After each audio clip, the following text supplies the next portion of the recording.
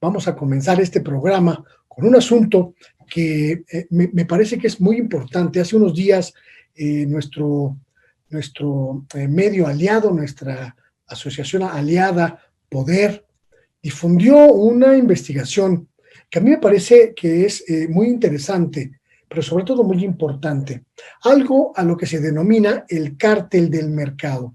Una especie de acuerdo corrupto, una especie de acuerdo tras bambalinas entre diferentes empresas que participan en los procesos de licitación de insumos que se han utilizado pues para diferentes cosas, pero que ahora están siendo pues requeridas para pues distribuir los insumos necesarios para el combate a la pandemia del COVID-19.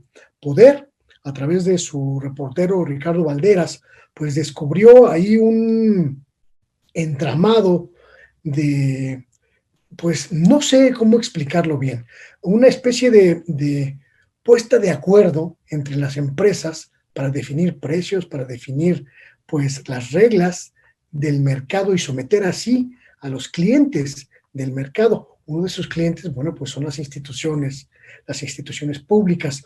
Por eso, para que nos explique a profundidad cuál es este asunto, de qué se trata este fenómeno, es que hemos invitado este miércoles a Ricardo Valderas, nuestro querido compañero y amigo de la organización Poder, a quien le doy la bienvenida. Ricardo, ¿qué tal? Luis Guillermo, buenas noches, ¿cómo estás? Pues aquí preguntándome si dije bien lo que transmitiste en tu reportaje o si de plano la regué. Exactamente, Ricardo, entrando a la materia, ¿qué es o qué son los cárteles del mercado?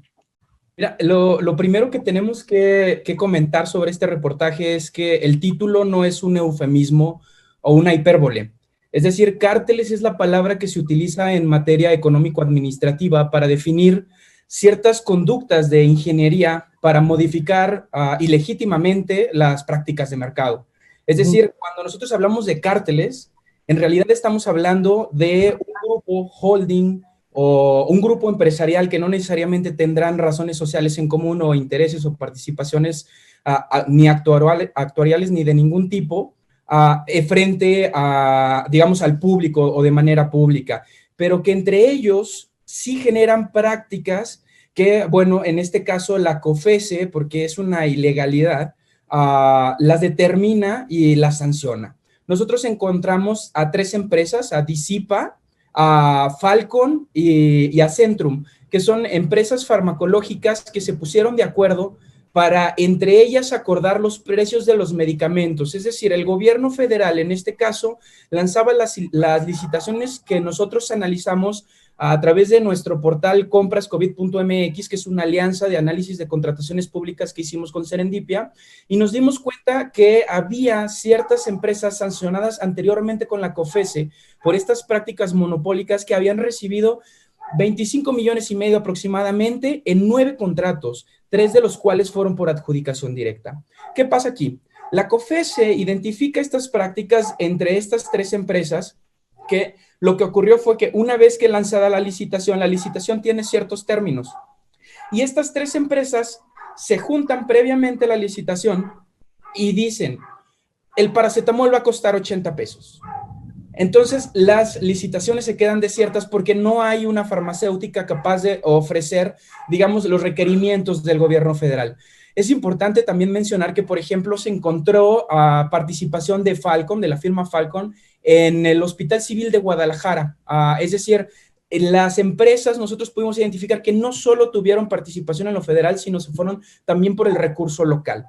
Después de esto, nosotros intentamos hablar con la COFECE, sin embargo, debido a la pandemia hay muy pocas personas que nos puedan atender. Lo que sí nos dijeron es que, bueno, para poder ellos determinar que una empresa o un grupo de empresas están realizando estas prácticas que son un ilícito, ellos llevan una especie de investigación que tarda entre 3 y 4 años en realizarse, es decir, se abre el expediente como una investigación que llevará cualquier perito sobre cualquier materia administrativa, penal, y no es entonces hasta que ellos recaban los datos que logran comprobar esto. ¿Qué significa? que estas empresas no necesariamente realizaron las prácticas monopólicas durante las licitaciones de COVID.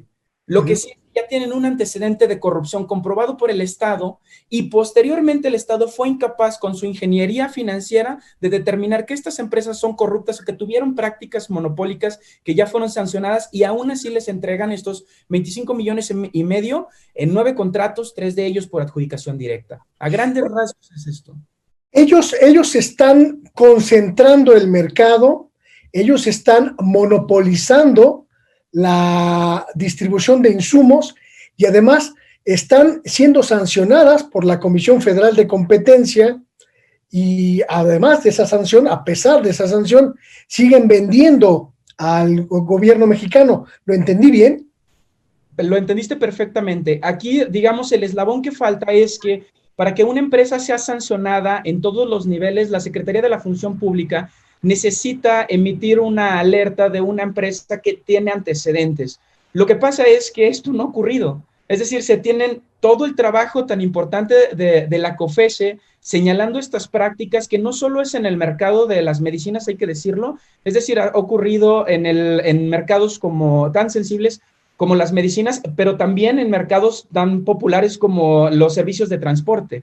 Y cada mes o cada resolutivo son en materia pública, tú los puedes consultar en el sitio web de COFESE y puedes saber cuáles son estas empresas. Es decir, que actualmente la Secretaría de la Función Pública está tan rebasada que son incapaces de revisar el sitio web de la COFESE para emitir estos comunicados y evitar que las empresas que se están lucrando con el dinero público sigan ganando licitaciones públicas.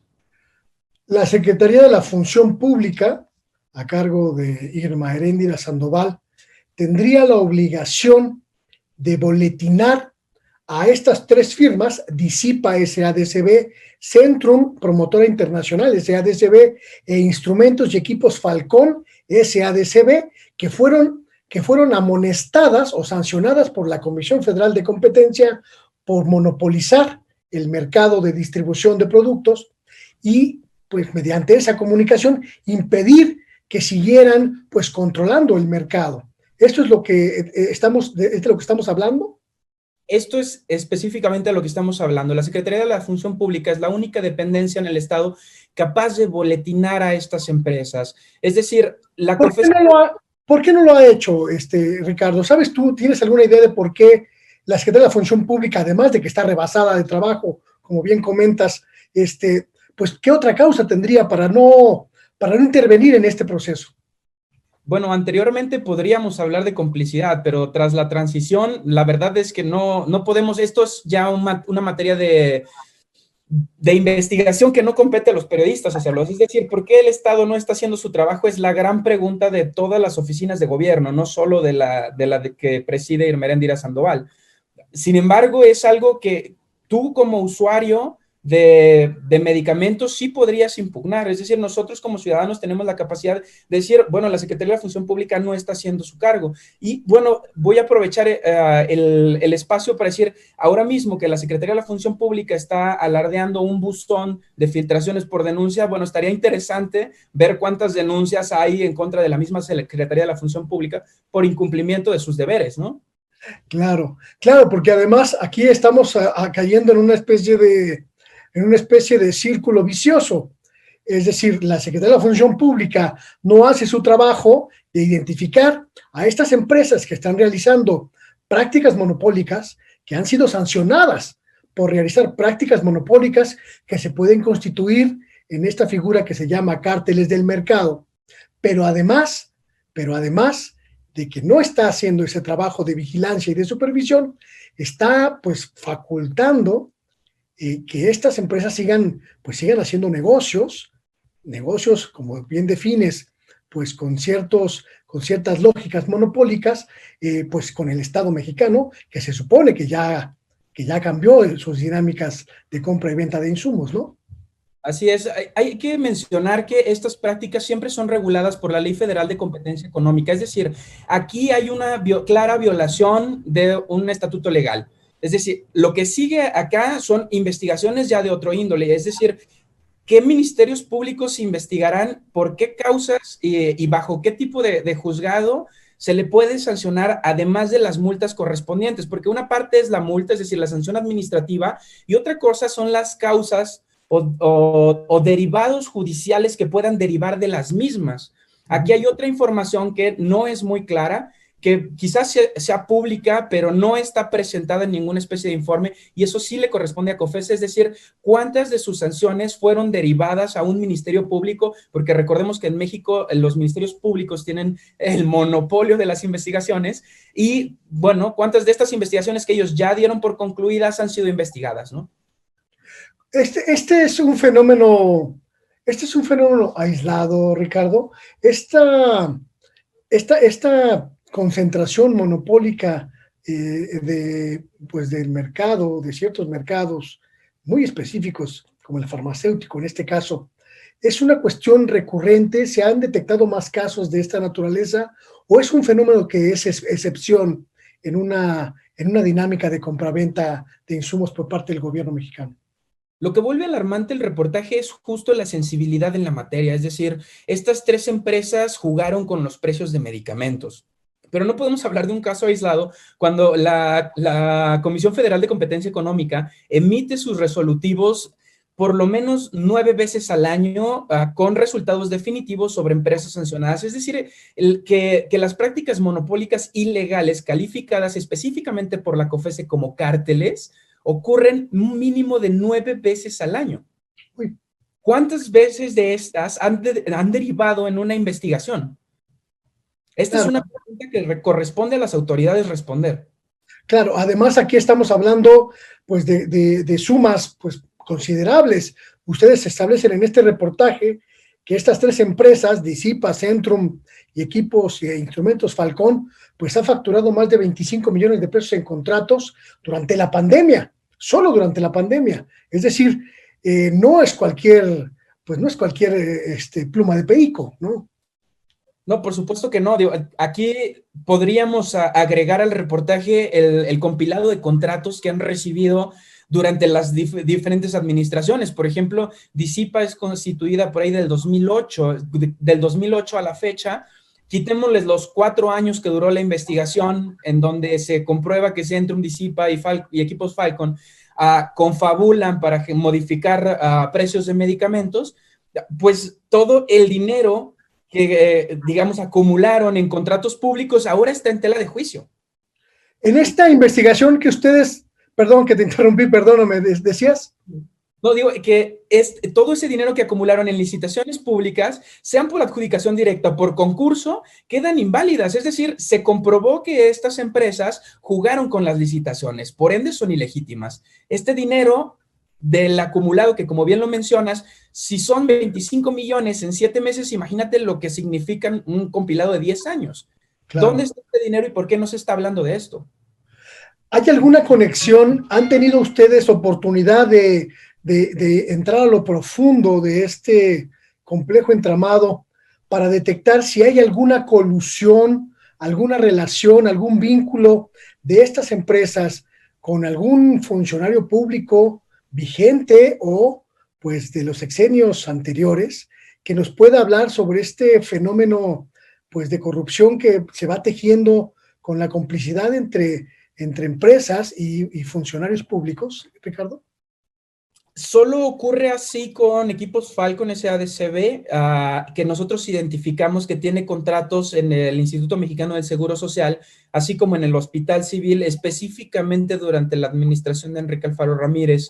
Pero más allá de esto, no hay ninguna liga que los pudiera, digamos, conectar directamente con algún funcionario público. Es decir, esto parece meramente un acto de irresponsabilidad, es decir, ningún actor político trabaja como CEO de estas empresas, no está Zoé Robledo recibiendo moches, no hay una situación de esta, es nada más un dictamen de una multa bien establecida, bien fundamentada, de una comisión que está haciendo su trabajo y que está siendo ignorado por el resto de instituciones. Esto es lo que está ocurriendo acá. Estupendo, estupendo reportaje, Ricardo. Me pregunto ya para finalizar esta conversación, si ustedes tuvieron la oportunidad de buscar a las autoridades de la Secretaría de la Función Pública y pues qué les dijeron, qué les respondieron ante las peticiones.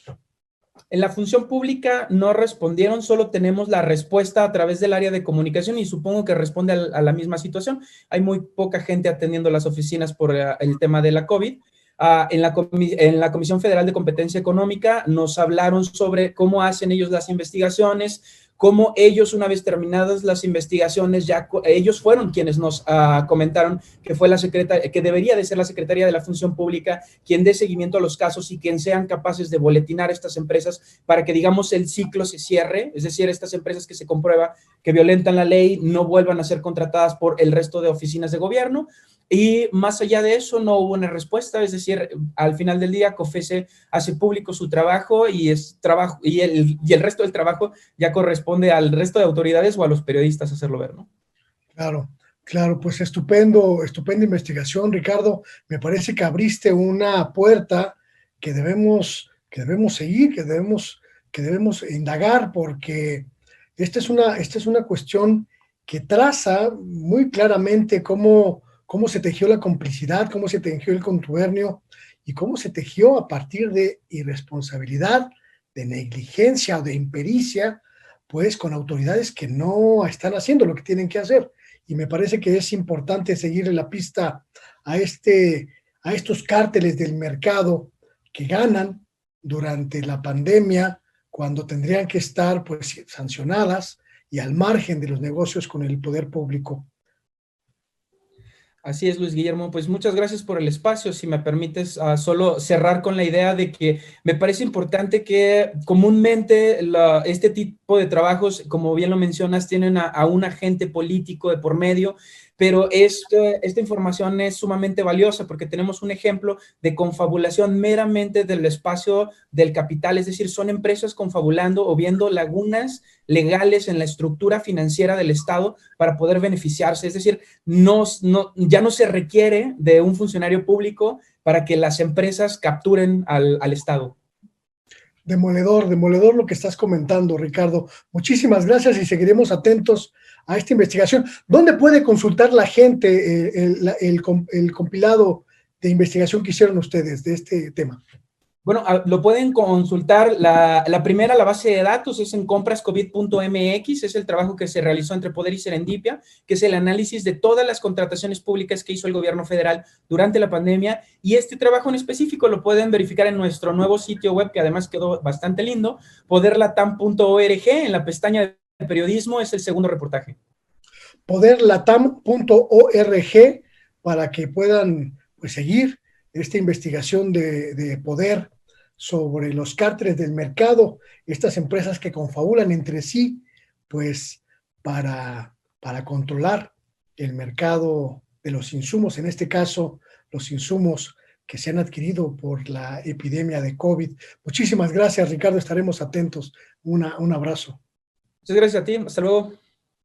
Ya escuchó usted a Ricardo Valderas, periodista de Poder, que está haciendo una investigación muy interesante sobre este asunto. Vamos a seguirle la pista. Ojalá también la Secretaría de la Función Pública, a la que hemos buscado en algunas ocasiones, pues para diferentes temas, en algún momento pueda pues acceder a respondernos a las dudas que tenemos, no solo sobre este tema, sino sobre algunos otros que hemos estado pues intentando